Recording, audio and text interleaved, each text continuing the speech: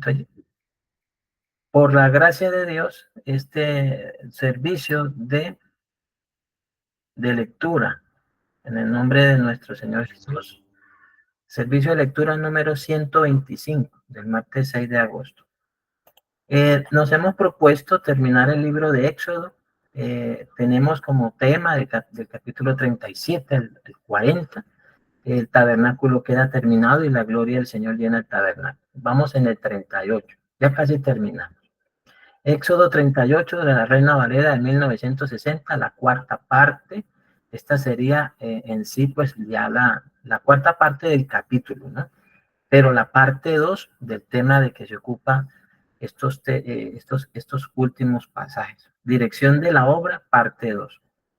Entonces, para retomar el por qué llegamos hasta aquí, a este punto, ¿cierto? Para ver cómo el Espíritu Santo guió a Moisés a organizar la obra, leamos el versículo 21. Dice, estas son las cuentas del tabernáculo del testimonio, las que se hicieron por orden de Moisés, por obra de los levitas, bajo la dirección de Itamar y hijo del sacerdote Aarón. Entonces, aquí usted tiene, en este caso, que Moisés dice que por orden de Moisés, por obra de los levitas, bajo la dirección de Itamar. Y esto nos va a servir para ver una segunda parte de cómo el Padre, el Verbo y el Espíritu Santo presiden, dirigen la obra del ministerio. Luego dice, y Bezaleel, hijo de Uri, hijo de Ur, de la tribu de Judá, dice, hizo todas las cosas que Jehová mandó a Moisés, que es muy trascendental, esta parte ya la habíamos hablado. De hecho, hay algo bastante trascendental en cuanto a Bezaleel, que fue la primera vez que en ese caso vino el Espíritu Santo sobre alguien para desarrollar, en este caso, una labor como fue la construcción del tabernáculo. Bezaleel recibió de parte de Dios esa unción. Antes de que se ungiera a los profetas, antes de que se ungiera a los reyes y antes de que se ungiera al sumo sacerdote para el oficio del cual Dios los había de colocar. Fue primero en este caso sobre Bezaleel, que vino el Espíritu Santo y lo ungió para desarrollar lo que es la obra del tabernáculo. Entonces, y Bezaleel, hijo de Uri, hijo de Uri, de la tribu de Judá, hizo todas las cosas que Jehová mandó a Moisés. Y con él estaba Aholiab, hijo de Ahisamach, de la tribu de Dan, artífice, diseñador y recamador en azul, púrpura, carmesí y lino fino. O sea que estos hombres estaban ciertamente ungidos por Dios para hacer toda la obra del tabernáculo. Como un preámbulo al pasaje que vimos la semana pasada, solamente voy a citar no más, de todos los que vimos. Dice, el Padre, el Verbo y el Espíritu Santo dirigen la obra. Eso ya nos queda completamente claro. Van a usar personas, pero ellos son los que la dirigen. Entonces, de acuerdo al propósito de Dios, ¿listo? Conforme a su plan, conforme a la palabra. Entonces, de los pasajes que vimos la semana pasada, tenemos la primera carta de Juan, capítulo 5, versículos 6 al 8, donde nos habla precisamente aquí, más exactamente en esta parte, dice, porque tres son los que dan testimonio en el cielo, el testimonio de la vida eterna, el Padre, el Verbo y el Espíritu Santo, y estos tres son uno. Y tres son los que dan testimonio en la tierra, el Espíritu, el agua y la sangre, y estos tres concuerdan. Entonces tenemos, ahora vamos a ver, para no demorarnos tanto, cómo los tres dirigen la obra. Los tres que dan testimonio dirigen la obra. Voy a citar algunos aspectos, ¿cierto? Lo primero es el siguiente. Los tres que dan testimonio de la vida eterna dirigen la obra, ¿cierto? Dirigen la administración del evangelio a los judíos. Son ellos los que hacen esto.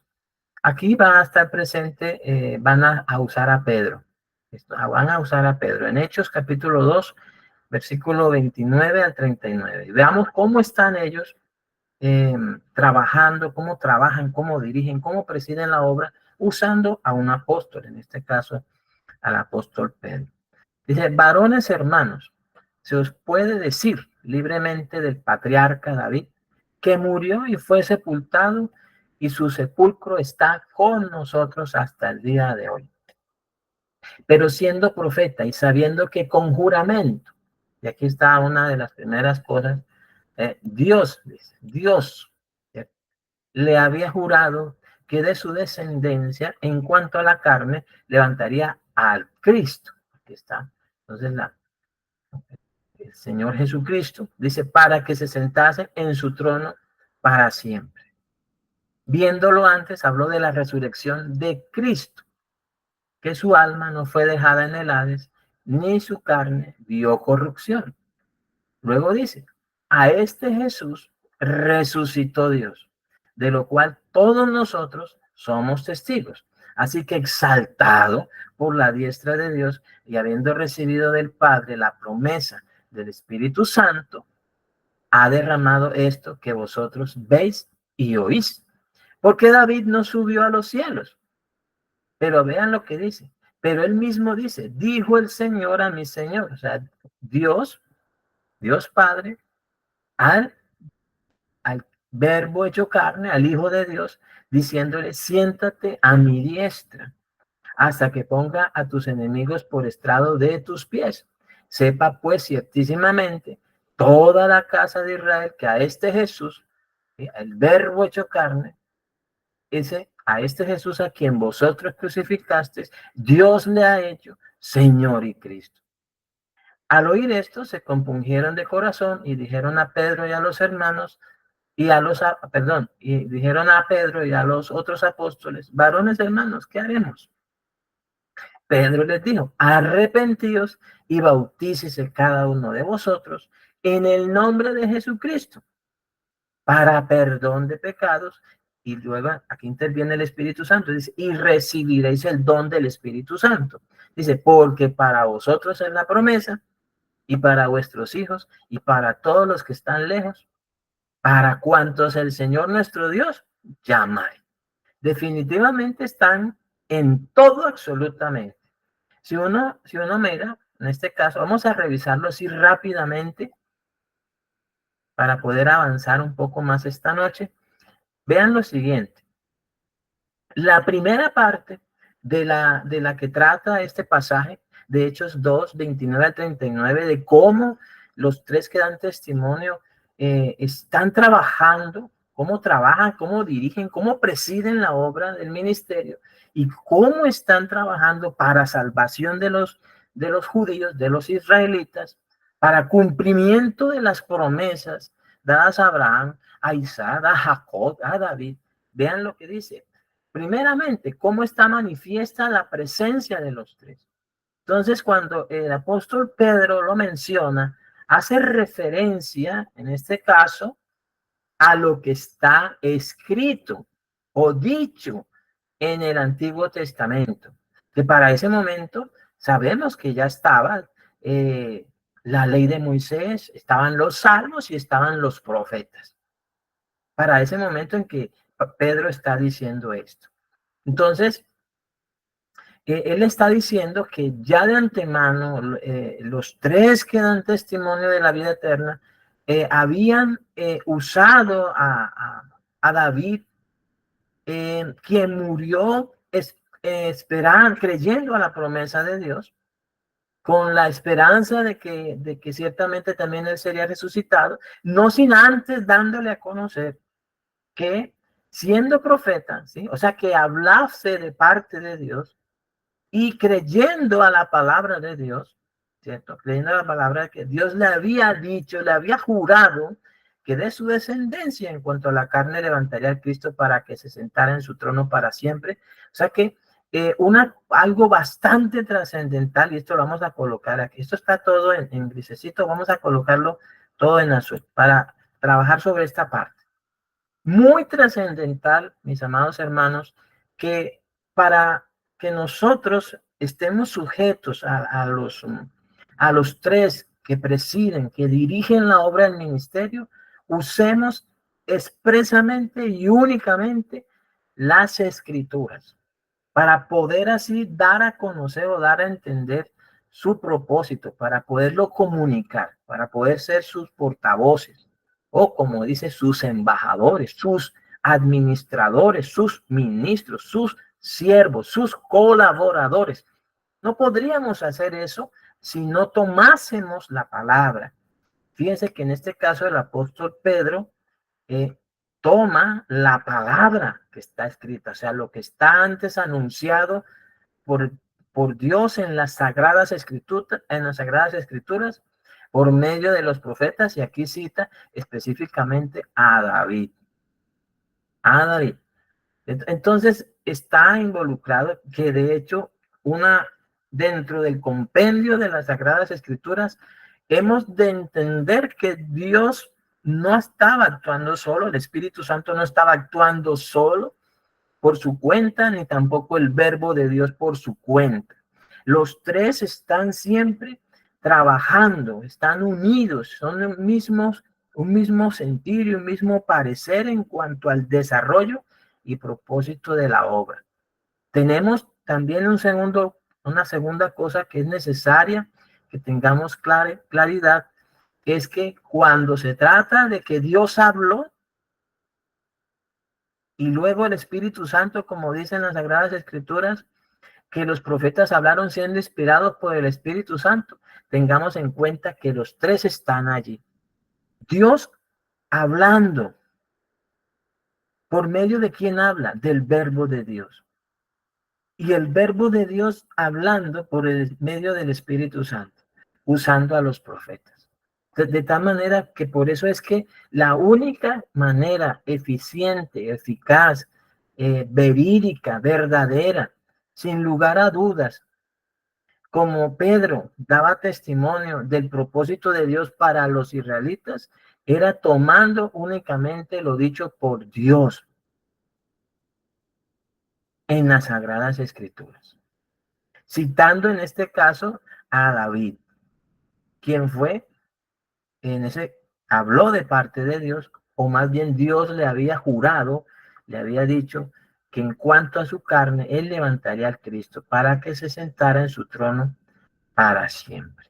Entonces por eso es que una de las cosas que el Señor Jesucristo hizo cuando resucitó y se le apareció a sus apóstoles durante esos 40 días, 40 noches que estuvo con ellos, como nos es bastante ya claro, estamos convencidos de ello, que el Señor Jesucristo fue levantado por el Padre entre los muertos y se le apareció a sus apóstoles y les abrió las escrituras y les refirió y les enseñó y les mostró todo lo que de él decían las escrituras en la ley de Moisés, en los salmos y en los profetas. De manera que el mismo Señor ya resucitado y ya glorificado, él mismo toma la palabra, toma las escrituras, preserva el testimonio, entonces también de Dios Padre, de él mismo como el Verbo de Dios y del Espíritu Santo. Hay una preservación del testimonio y no hay una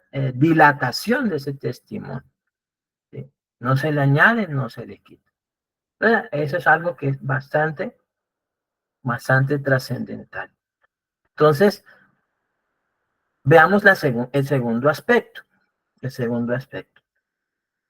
Aquí continúa, aquí el primer aspecto continúa aquí cuando Dios le mostró a David, porque Dios le mostró a David que de la resurrección de Cristo y de que Cristo no sería dejado en el Hades ni su carne vio corrupción.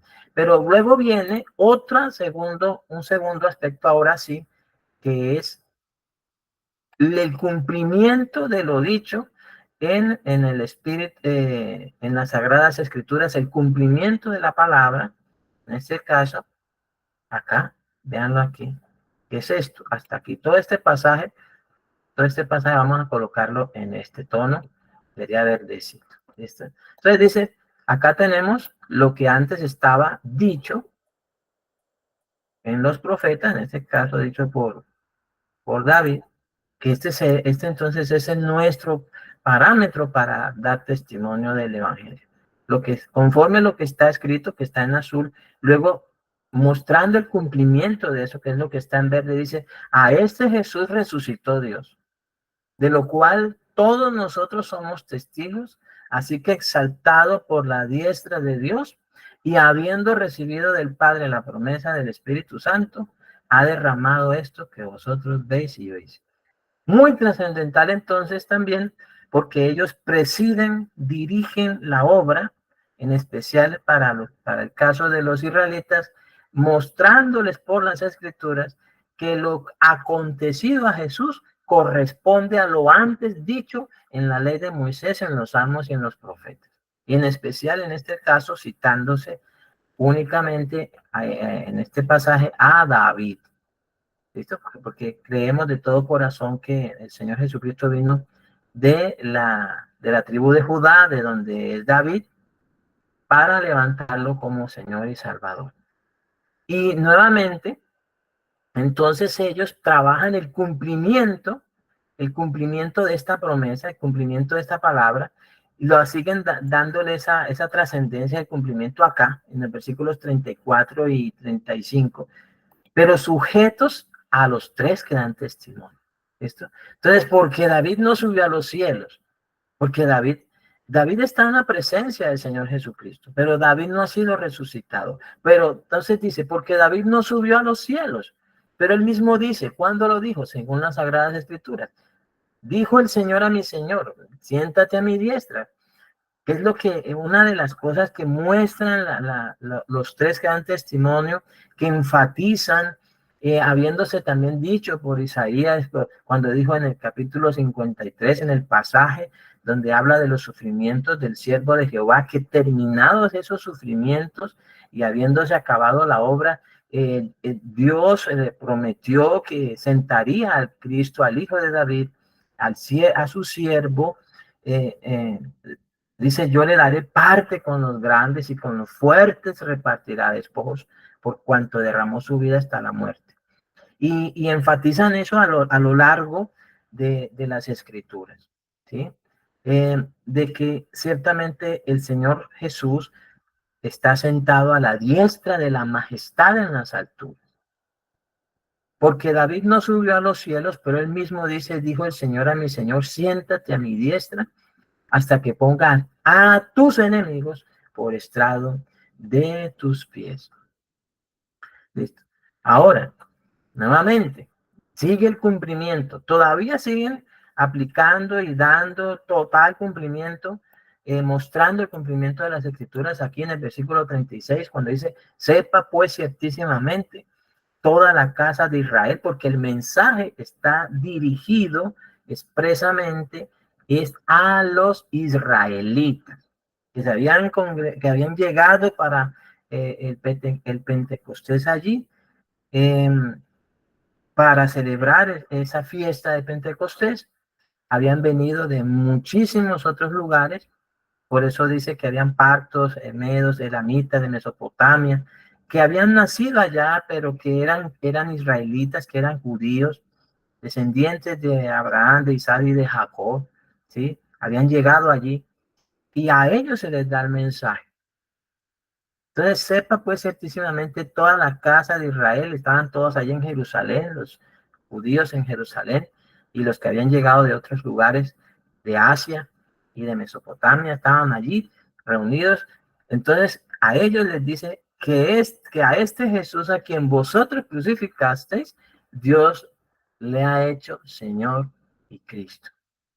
Entonces, está trabajando lo que es el cumplimiento, pero vemos ya cómo va involucrando entonces aquí a los israelitas. A quien vosotros crucificasteis, Dios le ha hecho Señor y Cristo.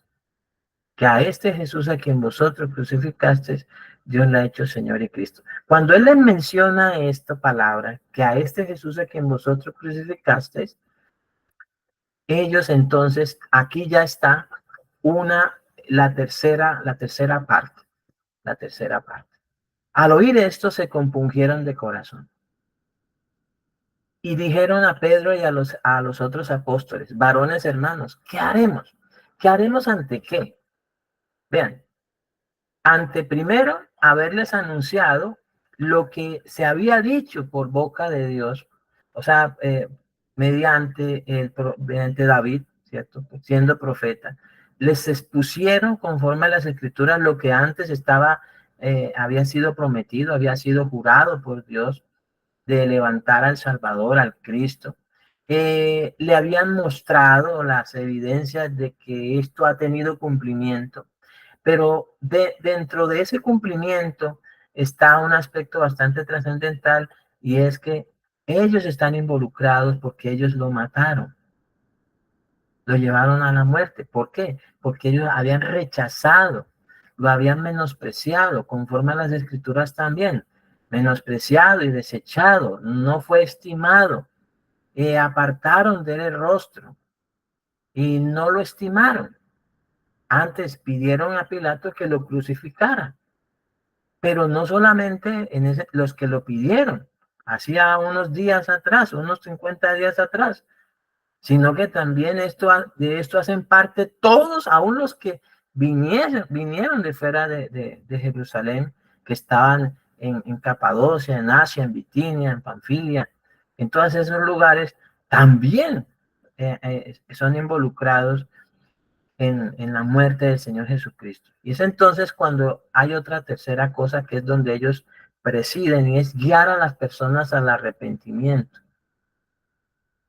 ¿Cómo? Porque Dios ha dicho en las Sagradas Escrituras que Él es el único que da el arrepentimiento para vida. De esto se maravillaron inclusive los judíos que fueron con Pedro por primera vez a predicar el evangelio en casa de Cornelio, de los gentiles, de manera que también a ellos les ha dado Dios arrepentimiento para vida. O sea que el arrepentimiento para vida no es exclusivo de un pueblo. Dios ha dado, en primer lugar se manifiesta aquí que es Dios quien da el arrepentimiento para vida. Y es Dios quien en su paciencia, en su bondad y en su longanimidad guía a los hombres al arrepentimiento. ¿Para qué? Para de esa manera llevarlos a Cristo. Porque recordemos de lo que leímos la semana pasada, nadie puede venir a Jesús si el Padre que lo envió no lo trae. Nadie puede venir a Jesús si el Padre no le revela al Hijo. Y viceversa, nadie puede conocer al Padre a menos de que el Hijo se lo revele. Nadie puede llegar al Padre si no es por el Hijo. Y aquí es muy importante entonces que intervenga lo que es el arrepentimiento. Ese arrepentimiento lo da Dios, es dado por Dios. Así nosotros quizás digamos que tiene que el hombre poner de su parte y hacerlo de su parte. Por mucho que el hombre quiera arrepentirse en sus propias fuerzas, no lo podrá hacer. El arrepentimiento es una obra que Dios hace en el corazón de las personas cuando han oído conforme a las escrituras, cuando han creído al cumplimiento de esas escrituras, cuando el Espíritu Santo les ha mostrado por las Escrituras lo que el Padre ha hecho acerca de la salvación por medio de su Hijo, nuestro Señor Jesucristo. Entonces, aquí está la última parte de cómo ellos presiden, de cómo dirigen la obra, y entonces ya interviene acá lo siguiente. Al oír esto se compungieron de corazón y dijeron a Pedro y a los otros apóstoles, varones hermanos, ¿qué haremos? Pedro les dijo, arrepentíos y bautícese cada uno de vosotros en el nombre de Jesucristo para perdón de pecados y recibiréis el don del Espíritu Santo. Fíjese que aquí entonces ya viene esta parte que es bastante trascendental. Esta es la parte que cómo la persona reacciona. Vamos a colocarlo acá en este tono. Cómo la persona reacciona con producto de la obra de Dios. ¿Listo? Es así como se produce entonces ese compungir en el corazón. Porque si bien nosotros no fuimos los que pedimos a, a, a Pilato que crucificara a Jesús, también por nosotros murió. Pero quien puede producir ese compungir del corazón en nosotros, aplicado a nosotros, los gentiles, para que llegáramos a ser también miembros de la familia de Dios, quien llega a producir ese compungir de corazón es el mismo Padre, Dios Todopoderoso, quien guía el arrepentimiento por la palabra del Verbo hecho carne y por la obra del Espíritu Santo. Los tres actúan aquí. Entonces el apóstol Pedro les dice lo siguiente: ante eso, ¿qué hay que hacer? Arrepiéntanse. Arrepentidos y bautícese cada uno de vosotros en el nombre de Jesucristo para perdón de pecados y recibiréis el don del Espíritu Santo.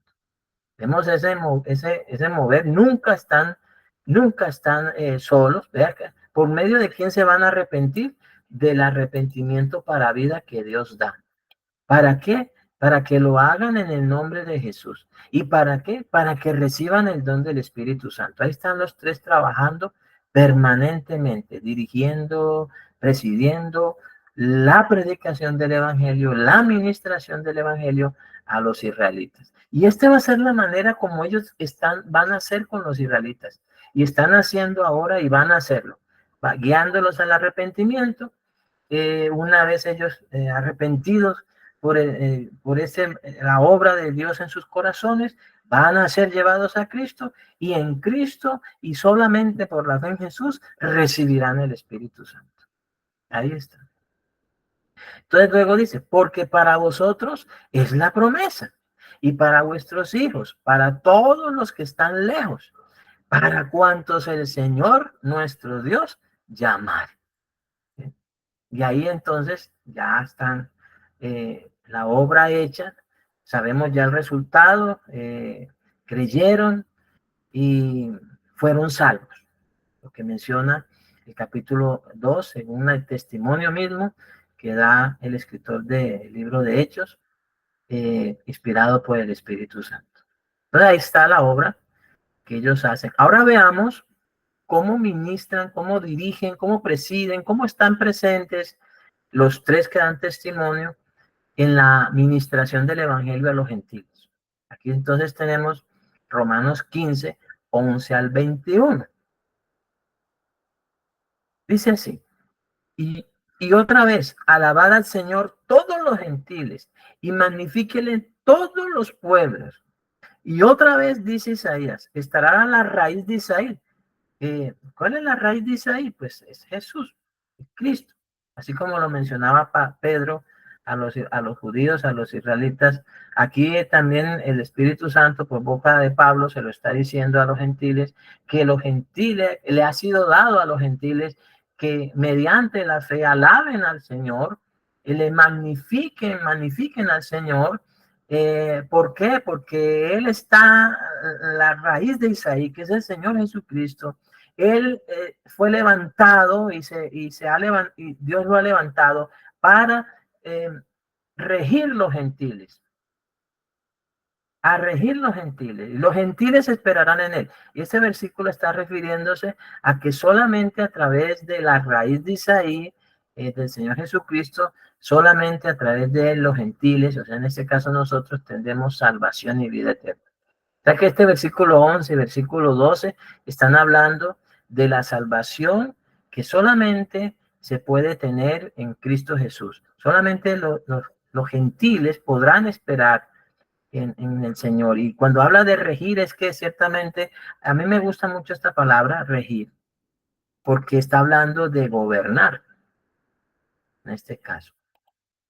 Pero fíjese que en primera instancia se entiende entonces, porque cuando habla de la raíz de Isaí, implica dos cosas. Primero, el regir en el sentido de la redención, la salvación y la vida en comunión con Dios de parte de aquellos que lleguen a ser hechos verdaderos discípulos del Señor Jesucristo.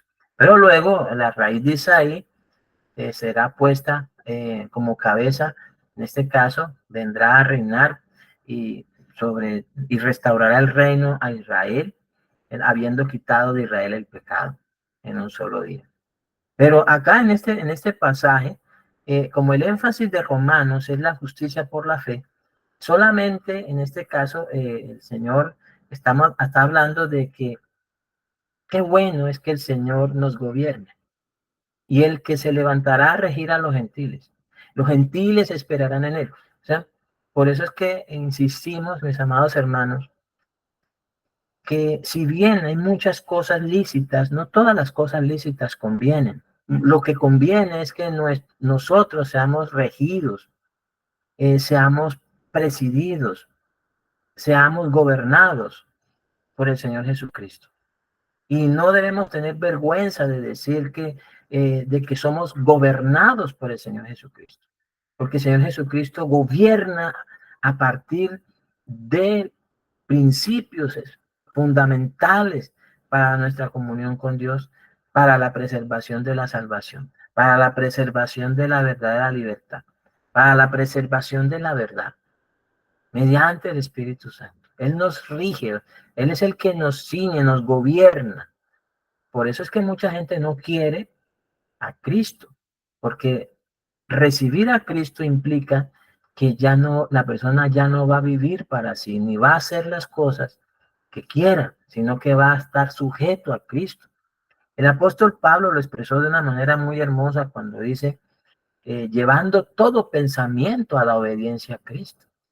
Es como, él lo ejemplarizaba o lo explicaba en el sentido como si fuéramos entonces unos siervos, unos esclavos, ¿sí? En el buen sentido de la palabra, ¿cierto? En el sentido de que nosotros no nos mandamos a nosotros mismos. Por eso dice también en la carta a los Corintios que nosotros no somos nuestros, que Dios nos compró, que somos de Dios, que no somos nuestros.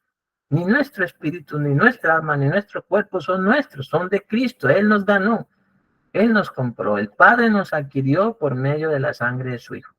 Entonces Él tiene cómo regirnos, cómo gobernarnos. El problema es que hoy la gente no quiere. Y eso ha sido la evidencia en el caso de los mismos cuando dice el apóstol Juan que a lo suyo vino y los suyos no le recibieron. ¿Sí? Porque no quisieron que Jesús rigiera sus vidas, gobernara sus vidas, fuera quien reinara en sus corazones, quien tuviera la preeminencia en sus corazones. Él es el que rige. Pero nos da también los gentiles esperarán en él, porque eso estaba profetizado que los gentiles seríamos hechos miembros de la familia de Dios, eh, esperando la salvación que estaba antes prometida y que se manifestó ciertamente por medio de nuestro Señor Jesucristo. Dice, y el Dios de esperanza os llene de todo gozo y paz en el creer. Dice, para que abundéis en esperanza por el poder del Espíritu Santo. Fíjese usted, entonces, aquí están nuevamente los tres. Están el Señor Jesucristo rigiendo nuestros corazones, llevándonos a esa sujeción al Padre, ¿cierto? A esa esperanza, porque en esperanza fuimos salvos, pero dice también el apóstol Pablo, pero la esperanza que se ve no es esperanza, porque lo que alguno ve hay que esperarlo, pero si no lo vemos con paciencia, dice, lo aguardamos. Pero ¿qué es lo que esperamos? Esperamos en Dios la manifestación gloriosa de nuestro Señor Jesucristo. Y entre tanto esto sucede, entonces, ¿qué es lo que Dios hace? El Padre nos llena de todo gozo y de toda paz. ¿En quién? En Cristo. Cuando habla de en el creer, se refiere, en este caso, al Señor Jesucristo. Y en esto, por eso les decía en una de las clases, creo que fue el domingo, que los falsos profetas van a que nosotros no tengamos esperanza, sino que solo veamos el presente, o sea, solo nos dediquemos a esta vida, no esperemos según Dios nada. Por eso el apóstol Pablo lo menciona, lo recalca, inspirado por el Espíritu Santo, la trascendencia de colocar la mira en las cosas de arriba, no en las de la tierra. En las cosas de la tierra hay que ser diligentes, hay que ser administradores, hay que ser responsables, pero sabiendo de que son perecederas, que hay que rendirle cuentas a Dios, sí, pero nuestra fe y nuestra esperanza están puestas en Dios. ¿Para qué? Para una vida completamente por entero entregada al amor para con Él, a servirle a Él y una posterior eh, presencia de Él para siempre con nosotros, como hemos hablado en varias ocasiones. He aquí el tabernáculo de Dios con los hombres, y Él morará con ellos, y Él estará con ellos como su Dios, y ellos estarán con Él como su pueblo. En otro pasaje dice, como padre e hijos, hijos con su padre, padre con sus hijos. Entonces el Dios de esperanza os llene de todo gozo y paz en el creer, para que abundéis en esperanza por el poder del Espíritu Santo. Ahora, ¿cómo vamos a abundar en esperanza por el poder del Espíritu Santo? A través de la revelación que el Espíritu Santo nos da permanentemente de las promesas de Dios para firmeza de nuestra fe en Cristo Jesús. Es un pasaje muy hermoso que, que leímos hace poco. Dice que ciertamente el que nos confirma en Cristo, ¿cierto? El que nos confirma, el que nos unge, el que nos sella. Dios nos confirma en Cristo, o sea, que nos mantiene unidos a Cristo. Él es el mismo que nos ungió, o sea, que nos apartó, nos consagró para Él mediante Cristo y que nos ha sellado mediante Cristo con el Espíritu Santo. Entonces, ahí están nuevamente los tres que dan testimonio, están presidiendo, están dirigiendo la obra. Y entonces dice, pero estoy seguro de vosotros, hermanos míos, de que vosotros mismos estáis llenos de bondad, llenos de todo conocimiento, de tal manera que podéis amonestaros los unos a los otros. Bueno, para este versículo 14, para la mención que hace de estar llenos de todo conocimiento, se va a requerir que tengamos mucha voluntad de estudiar y de escudriñar las escrituras para que los tres que dan testimonio sigan obrando y operen de acuerdo a su sabiduría y no de acuerdo a nuestra sabiduría. Por eso el Señor Jesucristo mismo dijo, separados de mí, nada podéis hacer. Pero estoy seguro de vosotros, hermanos míos, de que vosotros mismos estáis llenos de bondad, llenos de todo conocimiento, de tal manera que podéis amonestaros los unos a los otros. Ya que podremos ayudar a otros a que no se descarríen, a que no se salgan del camino. Mas os he escrito, hermanos, en parte con atrevimiento, para haceros recordar, aquí nuevamente habla de la presencia de Dios Padre, dice, por la gracia que de Dios me es dada, ¿sí? Porque Él está presidiendo, está enseñando, está colocando el fundamento por ordenamiento de Dios Padre. Entonces Dios mismo dice, por la gracia que Dios me ha dado, que me es dada, dice, para ser ministro de Jesucristo a los gentiles, ministrando el evangelio de Dios, para que los gentiles les sean ofrenda agradable, santificada por el Espíritu Santo. Entonces aquí está un ministro del Evangelio, un apóstol del Señor Jesucristo, diciendo de que el desarrollo de su labor es por la gracia que le ha sido dada por Dios para ministrar el Evangelio de Dios, para ser ministro de Jesucristo a los gentiles. ¿Para qué? Para que los gentiles le sean una ofrenda santificada por el Espíritu Santo al Padre. Están nuevamente entonces.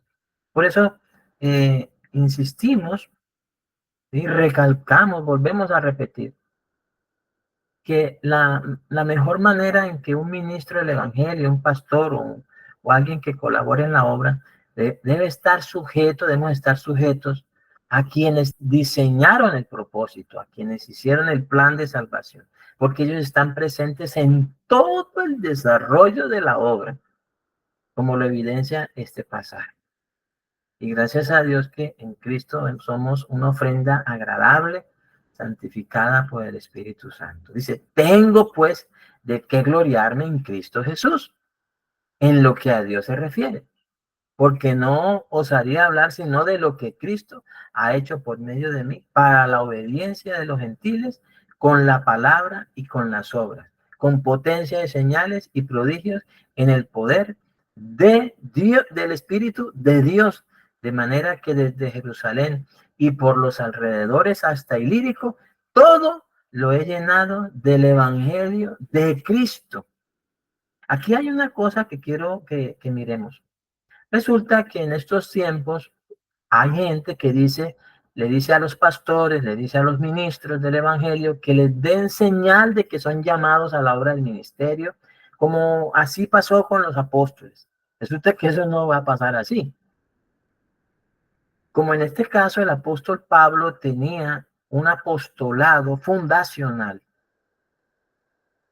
como vimos el domingo, era predicador, maestro a los gentiles, pero sobre la base de que era fundacional, un apóstol fundacional de doctrina, y para ellos había unos requerimientos.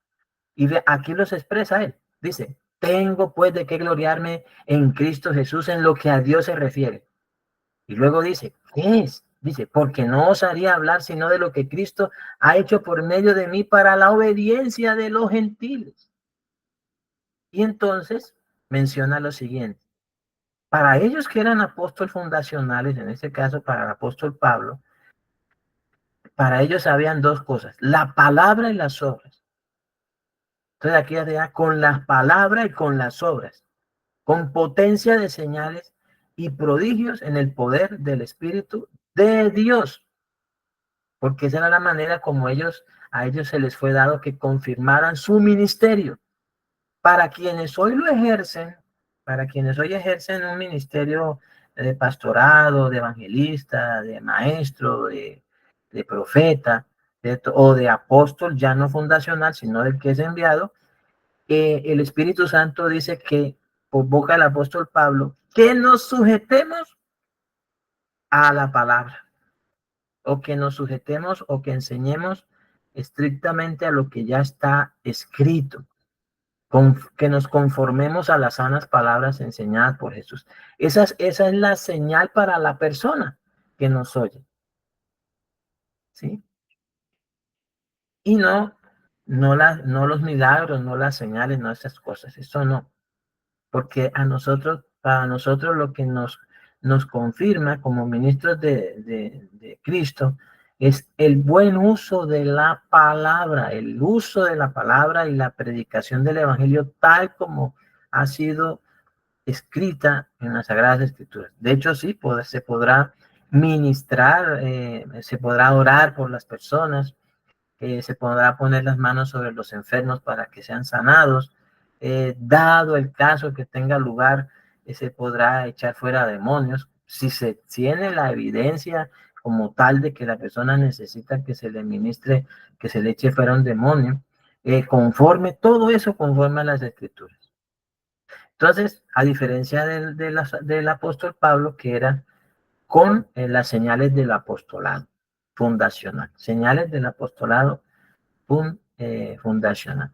Entonces, él dice que de manera que desde Jerusalén y por los alrededores hasta Ilírico, dice, todo lo he llenado del evangelio de Cristo.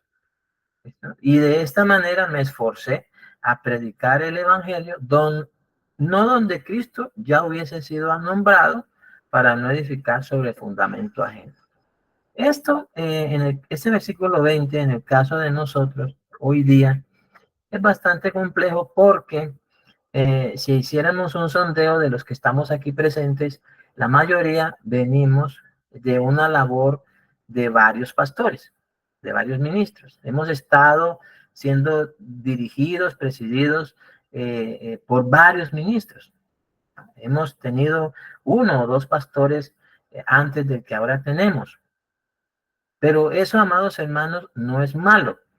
Eso es bueno en el sentido de que de qué podemos valernos, o sea, en qué nos puede ser útil para que nosotros definitivamente nuestra fe y esperanza estén en Dios, para que cuando oigamos una predicación de un pastor, de un ministro, nosotros podamos examinar la palabra, podamos examinar la enseñanza, juzgar la enseñanza a la luz de las Escrituras y tomar lo que ciertamente es estrictamente palabra de Dios. Para que esa palabra de Dios que se expone, entonces sea en lo cual nosotros nos afirmemos. Pues para que cuando recibamos la palabra, la recibamos como es en verdad palabra de Dios y no de hombre. Lo que sea de hombre puede ser juzgado, puede ser sometido a escrutinio, a juicio, ¿cierto? Se examina, se juzga, ¿sí? Para saber si está bien o no, si corresponde o no a las sanas palabras enseñadas por Jesús. Pero lo que un ministro, lo que un pastor diga de acuerdo a las Sagradas Escrituras, lo exponga en las Sagradas Escrituras, exponga el Evangelio como está escrito, amados hermanos, con toda certeza, uno puede tomarlo confirmándolo por las Sagradas Escrituras. Que nos toca hacer las dos cosas siempre. Pero la verdad es que nosotros, como el apóstol Pablo lo explicó en la carta a los Corintios, nosotros siempre, por ejemplo, lo que yo estoy haciendo ahora con la mayoría de ustedes es, otros ya sembró en ustedes, yo estoy regando. O sea, ¿qué es lo que estoy haciendo? Yo les estoy ayudando a mantener en la verdad de Dios, les estoy ayudando a comprender, a entender, juntamente conmigo también, todos juntos, ¿cierto?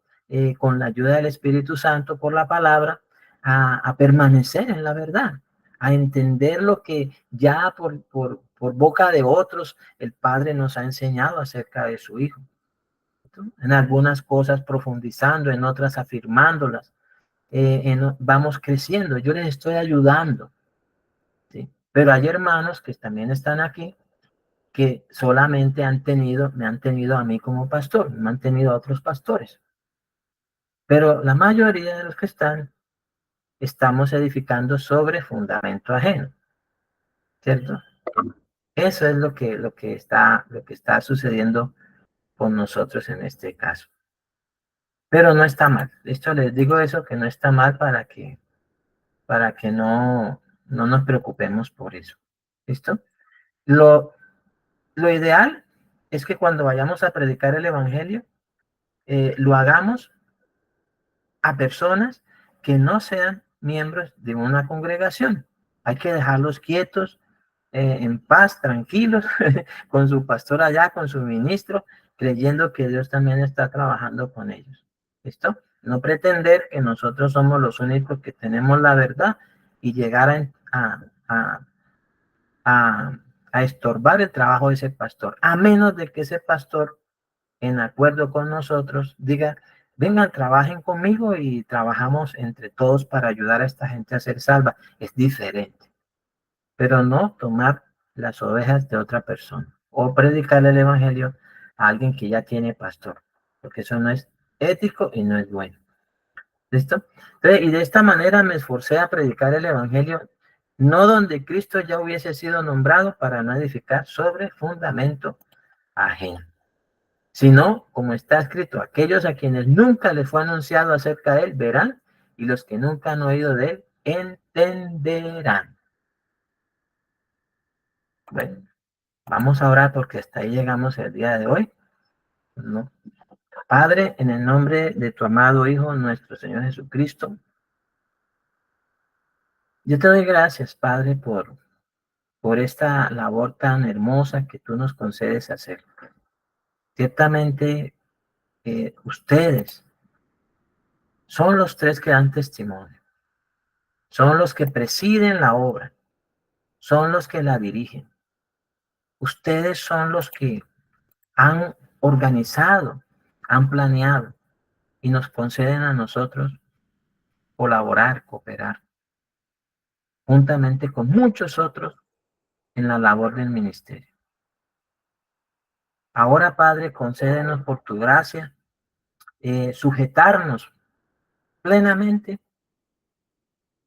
a la dirección del Espíritu Santo, a la guianza que el Espíritu Santo nos da de continuo para el desarrollo de la obra del ministerio, creyendo firmemente que tú estás allí haciendo la labor, el Señor Jesucristo está haciendo la labor y el Espíritu Santo está haciendo su labor, que no estamos solos, pero sí, Padre, te rogamos que sea necesario para nosotros sujetarnos, Señor, que no hagamos las cosas bajo nuestros propios criterios, sino que nos sujetemos a lo que tú ya has determinado que se haga, lo que tú ya has mandado, Señor, para que hagamos la obra bajo la dirección del Espíritu Santo y sujetos también a quienes tú has puesto delante de nosotros para presidir la grey, para dirigir la obra en las iglesias locales, en el nombre de Jesús.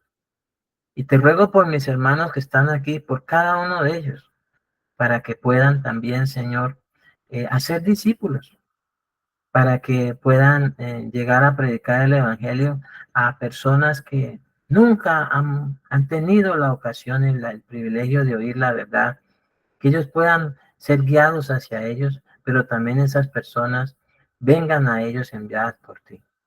Así que vayamos como que también las personas vengan a nosotros, pero que no nos dejes, Padre Santo, sin hacer la labor. Concédenos, Padre, de participar en la preparación del terreno, en la oración, en la intercesión y luego también en la siembra de la buena semilla, Padre Santo, para que otros puedan ser miembros del cuerpo de Cristo, que otros vengan a ser parte de la iglesia, Señor, de tu amado Hijo nuestro Señor.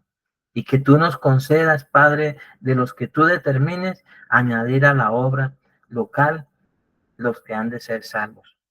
En el nombre de Jesús, Padre, añadiéndolos tú, Señor, no nosotros, no nosotros en nuestras fuerzas, sino que tú añadas cada día a la iglesia los que han de ser salvos y de esos que añades nos concedas a nosotros tener el privilegio de discipularles y enseñarles a guardar todo lo que tú has mandado. Permite que mis hermanos puedan hacer la obra de la predicación del Evangelio y el discipulado conforme las Escrituras, sujetándonos cada uno de nosotros a lo que tú has mandado por medio de tu Santo Hijo y ahora también guiados por el Espíritu Santo.